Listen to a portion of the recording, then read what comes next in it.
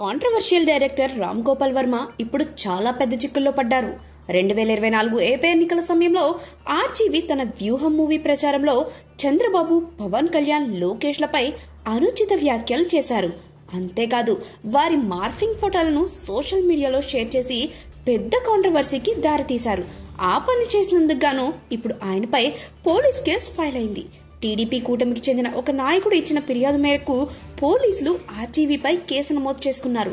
అంతేకాదు రామ్ గోపాల్ వర్మను విచారణకు హాజరు కావాలని నోటీసులు ఇచ్చారు. కానీ ఆర్జీవి విచారణకు వెళ్లకుండా తప్పించుకు తిరుగుతున్నాడు. సినిమా షూటింగ్ లో బిజీగా ఉండటం వల్ల విచారణకు హాజరు కాలేను అని మొన్న చెప్పుకొచ్చారు.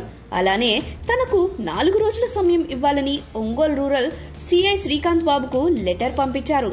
తనను పోలీసులు అరెస్ట్ చేయకుండా ఆర్డర్స్ ఇవ్వాలని కోర్టులో ఒక పిటిషన్ సైతం వేశారు. తనపై ఉన్న కేసును కొట్టేయాలని ఏపీ హైకోర్టును రిక్వెస్ట్ చేశారు. అయితే కోర్టు ఆయనకు షాక్ ఇచ్చింది. అరెస్ట్ నుంచి రక్షణ కల్పించలేమని తేల్చేస్తూ ఆర్జీవి క్వాష్ పిటిషన్ ను కొట్టివేసింది. దాంతో ఆయన బెయిల్ పిటిషన్ దాఖలు చేయడం జరిగింది. ఈ సందర్భంగా ఆయన రాజకీయ దురుద్దేశంతో తనపై తప్పుడు కేసు పెట్టారని, తాను ఎవరిని కించపరిచేలా పోస్టులు పెట్టలేదని వాపోయారు. ఏపీ పోలీసులు తనను అరెస్ట్ చేసి జైలుకు తరలించి తనపై 3rd డిగ్రీ ప్రయోగించాలని చూస్తున్నట్లు వర్మ ఆరోపించారు. తనకు ముందస్తు బెయిల్ మంజూరు చేయాలని హైకోర్టును ఆర్జీవి ఆశ్రయించారు. ఏపీ పోలీసులు నిజంగానే అలాంటి సంచలన నిర్ణయం తీసుకున్నారా? త్వరలోనే ఈ వివాదాస్పద దర్శకుడిని జైల్లోకి నెట్టి 3rd డిగ్రీ ప్రయోగిస్తారా అనేది ప్రస్తుతం ఆసక్తికర అంశంగా మారింది.